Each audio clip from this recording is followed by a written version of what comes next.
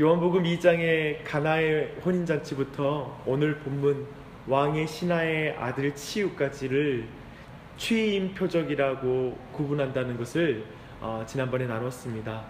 하나님은 요한을 통해서 예수님이 누구신지 소개하기 위해서 지금 요한복음을 시작할 때 이 두 가지 표적을 의도적으로 사용하고 있는 것입니다. 그래서 이 둘을 연결해주는 증거는 굉장히 많아요. 이렇게 취임 표적이라고 부르는 이유, 그리고 이 둘이 연관이 있다는 그 증거는 굉장히 많이 있는데요. 둘 다 가나에서 행해진 표적이라는 것입니다. 그리고 가나에서 가나로 끝나는 이것이 하나의 단락을 이루고 있다는 것이죠. 더해서 요한은 일부러 가나의 혼인잔치 말미에 이것이 첫 표적이다라고 말하고 있고요.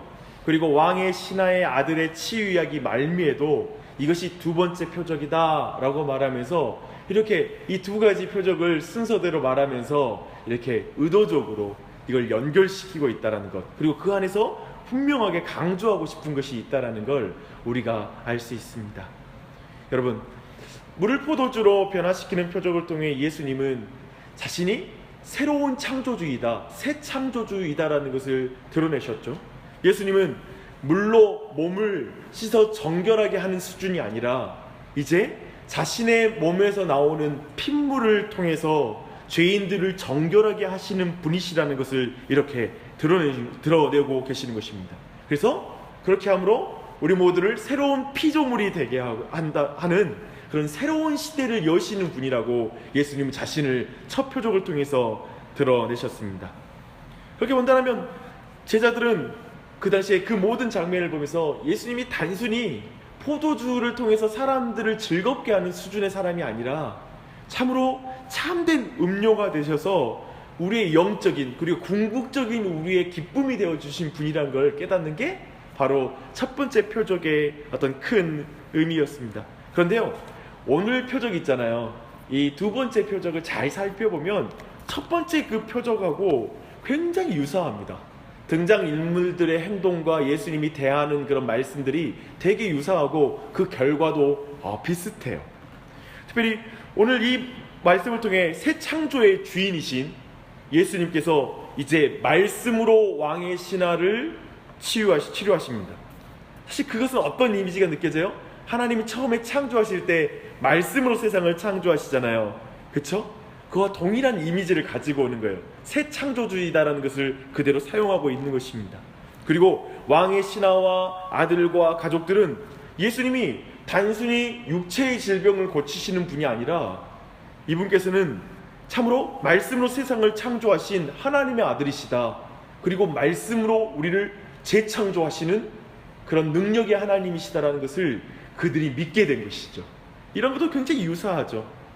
이 시간 정말 참 나누고 싶은 것이 많지만 이 아침에 저는 이 첫 표적과 달리 두 번째 표적이 굉장히 자세하게 보여주는 것이 있습니다. 그건 믿음이라는 거예요. 믿음이 무엇인가? 그래서 참된 믿음이 무엇인가를 우리에게 알려주고 있습니다. 이 말씀을 통해 주님께서 우리 모두를 참된 믿음의 자리 가운데 인도하고 이 아침에 그 은혜를 간구하는 이 아침이 되기를 바랍니다. 오늘 가버나움에서 이 가나까지 왕의 신하가 열병으로 생명의 경계선에 서 있는 아들을 위해서 예수님을 찾아옵니다. 그 왕의 신하는 갈릴리와 베레아 지역을 다스리는 헤롯 안티파스라는 그 왕의 신하였을 것입니다. 그리고 그를 이방인이라고 많이 생각합니다.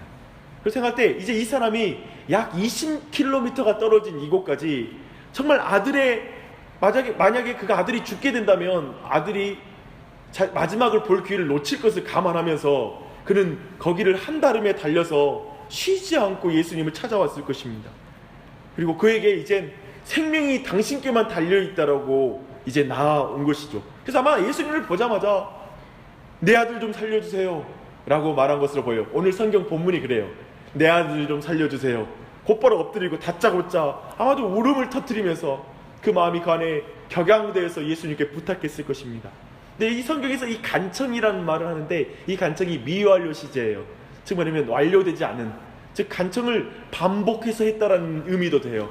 내 아들 좀 살려주세요. 내 아들 좀 살려주세요. 계속 예수님께 지금 간청하고 있는 거예요. 예수님은 간절히 구하는 그에게 48절의 말씀을 합니다. 함께 읽어볼게요. 예수께서 이르시되 너희는 표적과 기사를 보지 못하면 도무지 믿지 아니하리라. 이 말씀이 무슨 말씀일까요? 여기서 아마 너희는 복수형을 쓰이는 거 보면 아마도 그 신하를 포함한 아마도 우리 모두를, 그리고 그 제자들을, 곁에 있는 제자들을, 그리고 그 당시에 유대인들을 다 포함한 너희였을 것입니다. 네, 사람들은 아마도 모두가 그저 현실적인 문제를 해결하는 기적을 보여주는 자로 예수님을 기대하고 다가오는 것에 대한 예수님의 안타까운 마음을 이렇게 표현한 것으로 보입니다. 잘 생각해 보십시오. 우리는 어때요? 오늘 아침에 기도하러 오셨죠? 우리는 기도를 통해서, 그리고 기독교 신앙을 통해서 많은 사람들이 오늘날 기대하는 건 그저 내 문제 해결해 주는 예수님이면 돼요. 내 삶 편하게 해주는 분이면 돼요. 우리 가족 안녕하게 인도해 주기만 하면 되는 예수님을 기대하고 아침에 기도하러 오고 철야 기도도 하고 수없이 많은 종교 활동을 할 수 있어요. 그러면서 예수님께 간청할 수도 있어요. 예수님, 내 자식 살려주세요. 우리 아들 잘 되게 해주세요. 그런 말을 수없게 간청할 수 있어요. 근데 이 49절을 보니까 이 신하의 관심은 오직 한 가지예요. 주여, 내 아이가 죽기 전에 내려오소서. 방금 그 말씀을 듣고 나서도 그래도 필요 없어요. 주여, 내 아들을, 정말 내 아이가 죽기 전에 내려오십시오라고, 그는 완전히 자신이 당한 문제에 집중되어 있어요. 근데 그렇게 예수님께 왔지만 예수님은 바라보지 않아요. 제일 중요한 단어예요. 교회에 왔지만 예수님은 바라보지 않아요. 내 문제만 집어넣는 거예요. 자신의 병든 아들만 보여요. 사실 이 사람은 영적인 소경인 거예요. 이 순간까지도. 그러나 그에게 예수님이 빛이 되는 말씀을 하십니다. 가라, 내 아들이 살아있다. 무슨 말이에요? 예수님이 빨리 서둘러 20km가 되는 가버나움에 빨리 도착하는 것만이 아들이 살아날 수 있다라고 이 사람은, 신하는 생각하고 있어요. 그것만이 아들을 살리는 길이다. 또 시간도 서둘러야 된다라는 그 생각에 가득 찬 사람에게 예수님이 이 말씀을 통해 신하의 시선을 예수님께 돌리는 거예요. 여러분 어떻겠어요? 이 말을 듣고 나서 갑자기 이 신하의 모든 시선은 예수님께 향했을 거예요. 도대체 이분이 무슨 말을 하는 거지?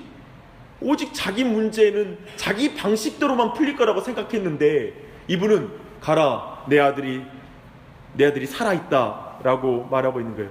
성경은 구체적으로 설명하지 않아요.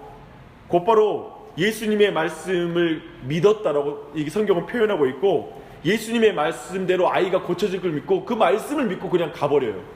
그냥 바로 이어져요. 그 사이에 쉬는 텀도 없어요. 예수님 말씀하시니까 그가 믿고 돌아갑니다. 예수님의 말씀에 그가 예수께서 하신 말씀을 믿고 가더라 라는 말씀만 이어질 뿐입니다. 그리고 돌아가는 길에 신하는 아들이 좋아졌다라는, 완쾌되었다라는 소식을 듣게 됩니다. 그리고 그는 이 모든 과정을 아는 자잖아요. 이 모든 과정을 아는 자로서 예수님이 누구신지를 분명하게 알게 된 거예요. 예수님은 말씀으로 온 세상을 통치하는 분이시구나.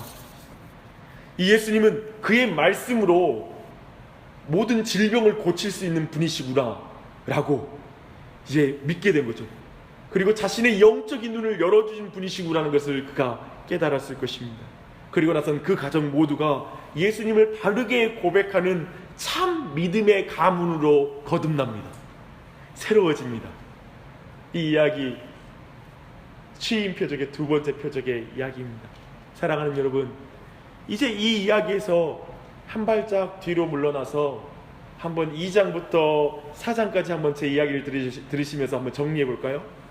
제자들은 표적을 믿고 믿음을 갖죠. 이제 그걸 다 보고 나서, 즉 물이 포도주로 변하는 걸 보고 제자들은 그제야 믿어요. 이 또한 은혜이죠. 하지만 다른 유대인들은 예수님을 믿지 않아요. 그리고 유대인의 선생 니고데모조차도 결국에 정말 믿음에 이르기는 하지만 그는 얼마나 영적으로 무지한 사람인지 그 대화 속에서 그 똑똑한 유대인의 지도자도 얼마나 어리석은지가 드러날 뿐이에요. 근데 하지만 유대인들이 무시했던 저 사마리아의 사람들, 그리고 심지어는 그 사마리아 사람들이 무시했던 사마리아 여인이 예수님을 알아보고 믿게 돼요. 그리고 심지어는 그 마을 전체가 예수님께 믿음으로 돌아와요. 이건 놀라운 대조이죠. 그리고 나서 예수님께서 고향으로 돌아가요. 고향에 돌아갔는데 그 갈릴리 사람들을 환영한 것처럼 보이지만 사실은 그들은 거짓 믿음 가운데 환영한 거였어요.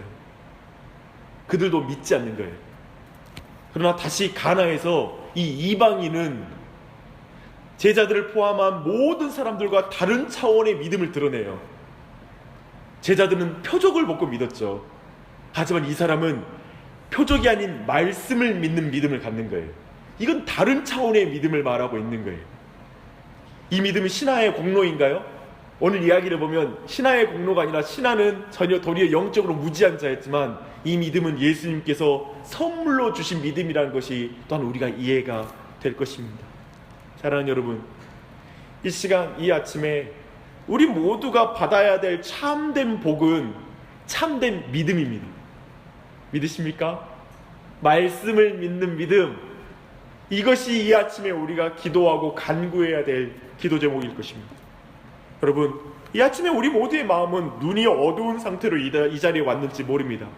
내가 가진 문제, 빨리 풀어야 될 상황, 질병들, 미래에 대한 불안한 마음, 그것들에 눈이 멀어서 이 아침에 여기 왔는데 예수님은 보이지 않고 그냥 그 문제만 보이면서 기도할 수 있어요. 그리고 간청할 수도 있어요. 이것 좀 해결해 주세요. 그 말을 계속 반복할 수 있어요. 이것 좀 해결해 주세요. 이것 좀 해주세요. 그때까지 해결해 주세요. 라고 우리 마음이 급하게 기도할 수 있을 거예요. 기억하십시오. 그런 신화를, 그런 우리를 예수님이 긍휼히 여기십니다.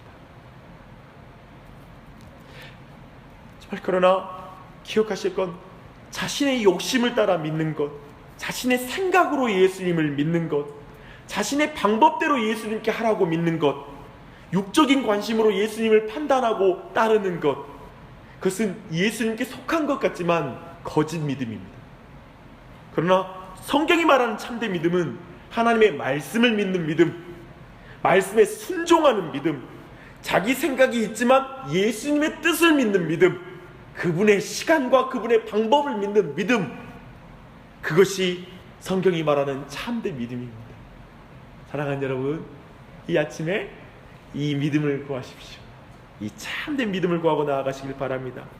여러분, 이 아침에 여러분이 당하고 있는 모든 문제로 참 어려우시죠? 그것이 얼마나 무거우십니까? 사랑하는 여러분, 주님을 바라보십시오. 이 시간 주님을 바라보고 그 주님 앞에 여러분의 짐을 내려놓으십시오. 말씀을 들으십시오. 그리고 믿고 순종하십시오. 이해되지 않아도 순종하는 말이 아니라 예수님을 믿음으로 순종하십시오. 그 참된 믿음이 나와 가정, 교회의 넘침으로 기쁨이 넘치도록 기도하십시다. 온 가족이 주 예수를 믿는 가정이 되기를 간절히 기도합니다. 기도하는 자는 신하처럼 예수님을 가장 분명하게 보는 간증을 갖는 자가 될 줄 믿습니다. 그러나 내가 이 아침에 기도하는 자로서 그 기쁨 가운데 기도하시길 바랍니다. 기도하십시다.